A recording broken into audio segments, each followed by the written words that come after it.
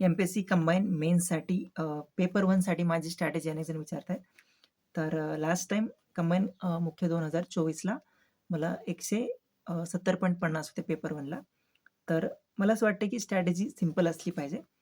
एकतर आपल्याकडे आहे सिलेबस आणि त्यानंतर पी-वाय-क्यूज आहेत. खूप सारे पी-वाय-क्यूज आहेत. मला वाटतं या 2 गोष्टीला जर आपण मार्गदर्शक म्हणून ठेवलं तर मला वाटतं चांगले मार्क्स येऊ शकतात आणि जवळपास आउट ऑफच्या आसपास मार्क्स यायला काहीच हरकत नाही, असं मला वाटतंय. मला जरी 170 आले असले, तरी पण मला वाटतं की अजून चांगले मार्क्स येऊ शकतात.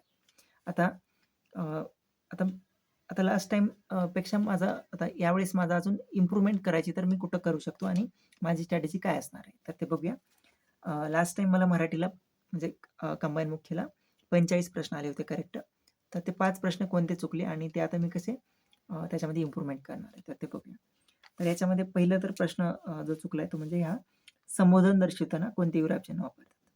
तर हा माझा चुकलाय.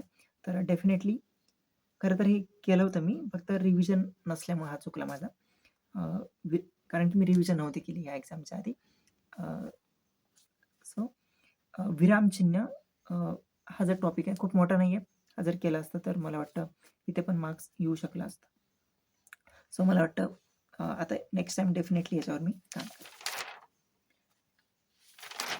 त्यानंतर पॅसेजमधला एक चुकला तर आता हे पॅसेजवर डिपेंड आहे. कसा पॅसेज आहे आणि तिथं म्हणजे कसं असणार आहे ते. त्यामुळे एवढं काहीच मॅटर नाही करत आहे.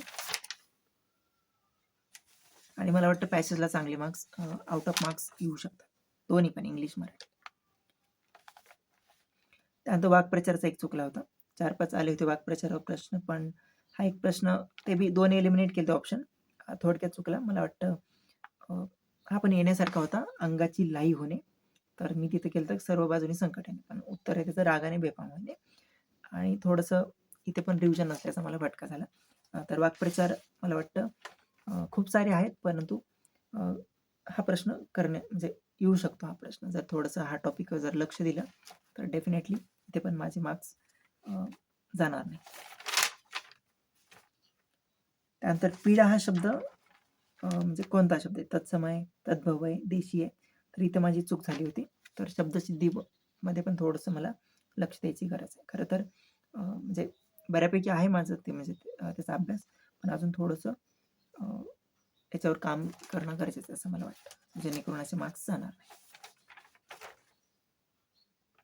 त्यानंतर एक होता ते म्हणजे कन्फ्युजिंग टॉपिक आहे मला मराठीतला. तो म्हणजे मिश्र वाक्य, संयुक्त वाक्य. तिथं थोडंसं गडबड होते आणि 4-5 प्रश्न आले होते.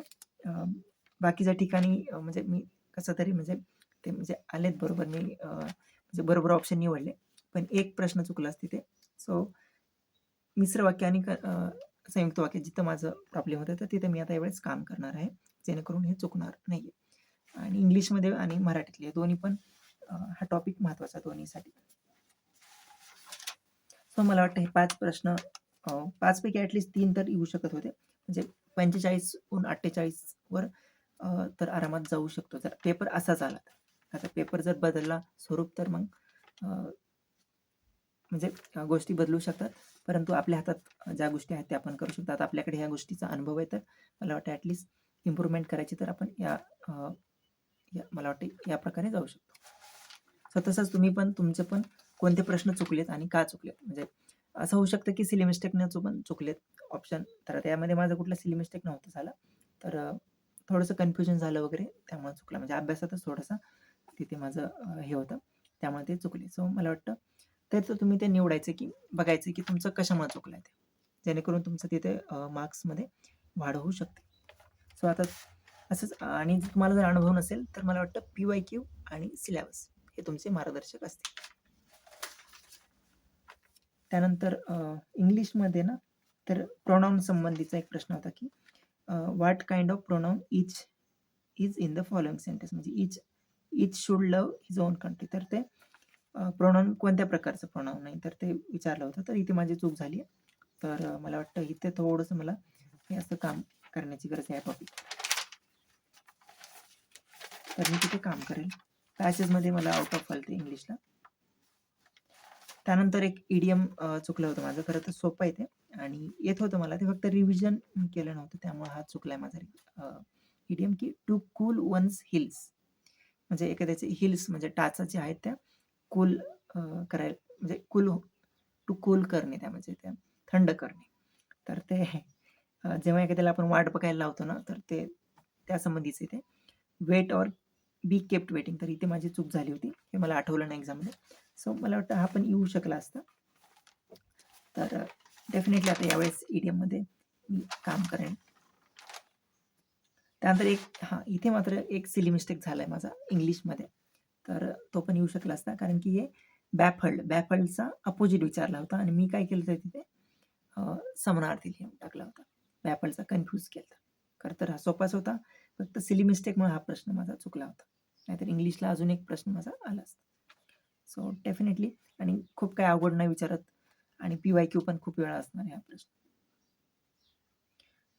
त्यानंतर कोहेसिव्ह डिव्हाइसबद्दल एक विचारला होता. मला वाटतं हा थोडासा अवघड होता आणि ठीक आहे हा अवघडच होता. पी-वाय-क्यू आहे त्याच्यावर पण जास्त नाही तर मला वाटतं हा अवघडच होता हा प्रश्न. ठीक आहे, एखादा प्रश्न जर अवघड असेल तर जास्त काही मॅटर नाही करत. पण तरी पण मी या टॉपिकवर आता काम केलंय खरं तर आणि डेफिनेटली जर आलाच प्रश्न जास्त येत नाहीत प्रश्न, पण आलाच तर चुकणार नाही याचं मी आता लक्ष देईन. त्यानंतर एक प्रश्न कॅन्सल झालाय आयोगाचा ते म्हणजे ते बद्दल होतं, ते क्लॉजबद्दल होता. ॲडजेक्टिव्ह आणि रिलेटिव्ह दोन्ही ऑप्शन होते. सो त्यामुळे तो कॅन्सल झालाय. तो करेक्ट आला होता. हां आणि पुन्हा अजून कॉम्प्लेक्स स्टेटमेंट, कॉम्प्लेक्स सेंटेन्स ते चुकला इथं पण माझा. मराठीत पण एक चुकला मिश्र आणि इथं पण चुकला. सो हे थोडंसं तिथे माझं कन्फ्युजन होतं, तर त्यावर पण मी काम करणार आहे. सो नाहीतर तो पण एक प्रश्न इथे आला असता. त्यानंतर पुन्हा अजून एक कॉम्प्लेक्स स्टेटमेंट आहे. तर ते चुकलं. सो म्हणजे कॉम्प्लेक्स स्टेटमेंटवरचे 2 चुकलेत माझे इकडे. सो एवढे चुका झाल्यात माझ्या म्हणजे कॉम्प्लेक्स म्हणजे मिश्र वाक्य आणि कॉम्प्लेक्स स्टेटमेंट. सो म्हणजे मला वाटतं हे थोडंसं मी जर काम केलं तर 2-3 प्रश्न तर मराठी आणि इंग्लिशमध्ये आले असते. तर मला वाटतं तर एवढे चुकलेत माझे प्रश्न. येस. मला वाटतं किती 11 प्रश्न. तिकडे 5 आणि इकडे 6 प्रश्न. 11 प्रश्न तर चुका झाल्या आता आणि एक प्रश्न कॅन्सल झाला. तर तो आलाच होता. 1, 2, 3, 4, 6 प्रश्न. 6 आणि तिकडे 5. 11 प्रश्न माझे चुकले होते. तर त्याच्यामध्ये एक सिली मिस्टेक झाली आहे आणि बाकीचे थोडंसं काही ना काही थोडंसं टॉपिक व्यवस्थित क्लिअर नसल्यामुळे झाले माझे. त्यामुळे ते चुका झाल्या. सो मला वाटतं जर इम्प्रूव्हमेंट करायची असेल तर मला वाटतं जे पण टॉपिकमध्ये माझ्या चुका झाल्या तर त्यामध्ये इम्प्रूव्हमेंट करेल मी. सो जेणेकरून अजून चांगले मार्क्स वाटतील. तसंच मला वाटतं तुम्ही पण स्ट्रॅटेजी असली पाहिजे की ज्या चुका झाल्या तुमच्या तर त्या तुम्ही त्या इम्प्रूव्हमेंट करू शकता. तर मला वाटतं सिंपल आहे ॲप्रोच सिंपल असला पाहिजे. सिलेबस आणि पी-वाय-क्यू हे तुमचे गाईड असतील आणि त्यानुसार तुम्ही जायचं. सो ॲक्चुअली आणि मला वाटतं की खूप जास्त स्कोरिंग आहे हा आणि खूप जणाला 180 मार्क्ससुद्धा आलेले आहेत याला आणि काहीच यातमध्ये काय म्हणजे मला नाही वाटत की काही प्रॉब्लेम आहे घेण्यासाठी. सो डेफिनेटली अशा प्रकारे तुमची स्ट्रॅटेजी असली पाहिजे आणि राहिली गोष्ट आणि खरं तर पी-वाय-क्यू खूप जास्त येतं. मला वाटतं आपण जे पुस्तक वाचतो 1984 पासूनचे जर पी-वाय-क्यू केले तर ओकॅबसाठी आणि ग्रामरसाठी तर मला वाटतं जास्त काही बाकी इतर एक्स्ट्रा करायची काही गरज नाही असं मला वाटतं. पण तरी पण जर पी-वाय-क्यू करून जर टाईम असेल तर डेफिनेटली तुम्ही त्या गोष्टी करू शकता. जेणेकरून तुमचे मार्क्स अजून चांगलं म्हणजे तुमचे मार्क्स येण्यासाठी इम्प्रूव्हमेंट होईल असं मला वाटतं आणि तर प्रत्येकाने खरं तर आपापली स्ट्रॅटेजी एक तयार केली पाहिजे, की तुम्ही कुठे आहात ते पाहिलं पाहिजे.